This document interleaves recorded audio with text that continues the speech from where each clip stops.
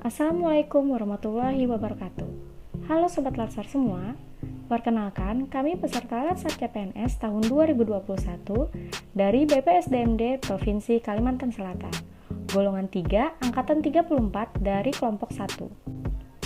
Kali ini kami akan menjelaskan mind mapping tentang implementasi Whole of Government di era transformasi digital sesuai dengan potensi lokal. Apa itu WOG? WOG merupakan singkatan dari Whole of Government, yaitu sebuah pendekatan penyelenggaraan pemerintah yang menyatukan upaya-upaya kolaboratif pemerintahan dari keseluruhan sektor dalam ruang lingkup koordinasi yang lebih luas, guna mencapai tujuan bersama dalam pembangunan kebijakan, manajemen program, dan pelayanan publik. Mengapa perlu WOG? Terdapat beberapa alasan yang menyebabkan mengapa WOG menjadi penting dan tumbuh sebagai pendekatan yang mendapatkan perhatian dari pemerintah, yaitu pertama, ego sentral atau siloisasi, yang mendorong perilaku dan nilai individu maupun kelompok yang menyempit pada kepentingan sektornya. Kedua, adanya dorongan publik untuk kinerja good governance, agar tercipta penyelenggaraan pemerintahan yang lebih baik. Ketiga, keberagaman. Keberagaman latar belakang nilai, budaya, adat istiadat, serta bentuk latar belakang lainnya. Dan yang terakhir, adanya perkembangan teknologi dan informasi. Praktek whole of government dalam pelayanan publik dilakukan dengan menyatukan seluruh sektor yang terkait dengan pelayanan publik. Adapun jenis pelayanan publik yang dapat dilakukan dengan pendekatan whole of government. Yang pertama adalah pelayanan administratif yang bersifat administratif yang menghasilkan berbagai produk dalam bentuk dokumen seperti pembuatan KTP, sertifikat tanah, izin trayek, izin usaha, dan dokumen resmi lainnya. Yang kedua, pelayanan jasa berupa pendidikan, kesehatan, dan ketenagakerjaan. Yang ketiga, pelayanan barang berupa jalan raya, listrik, dan kesediaan air bersih, serta perumahan. Yang keempat, regulatif, seperti melalui penegakan hukum, peraturan perundang-undangan, dan kebijakan publik lainnya yang mengatur sendi-sendi kehidupan masyarakat. Adapun pola pelayanan publik terdiri atas 5 pola. Pola pertama adalah pola fungsional, suatu pola pelayanan publik yang diberikan suatu instansi pemerintah sesuai dengan bidang tugas, fungsi, dan wewenangnya. Yang kedua, pola pelayanan satu atap. Pola pelayanan ini dilakukan secara terpadu pada suatu instansi pemerintah yang bersangkutan sesuai kewenangan masing-masing. Yang ketiga, pola pelayanan satu pintu. Pola pelayanan masyarakat yang diberikan secara tunggal oleh suatu unit kerja pemerintah berdasarkan pelimpahan wewenang dari unit kerja lainnya yang saling bersangkutan. Yang keempat, pola pelayanan terpusat. Pola pelayanan yang dilakukan oleh suatu instansi pemerintah yang bertindak selaku koordinator terhadap pelayanan instansi pemerintah lainnya yang terkait dengan bidang pelayanan masyarakat yang bersangkutan.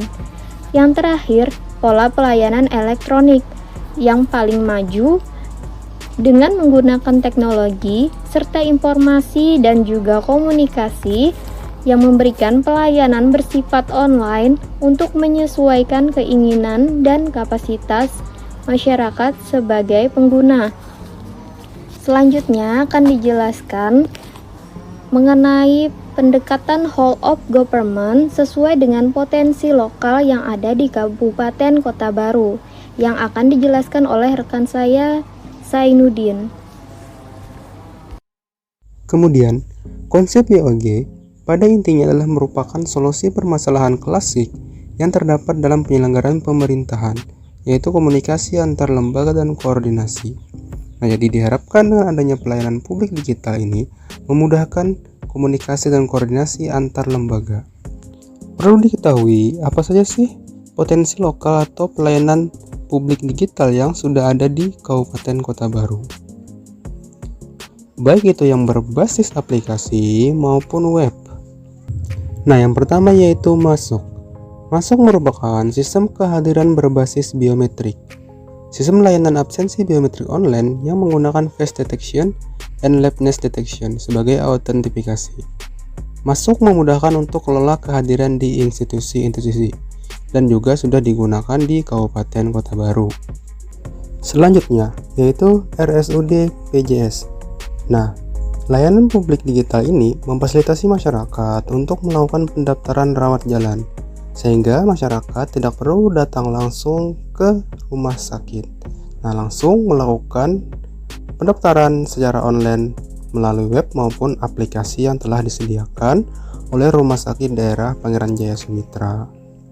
Selanjutnya adalah Todak Online. Nah, Todak Online adalah pelayanan publik digital yang disediakan oleh Disduk Capil Kabupaten Kota Baru.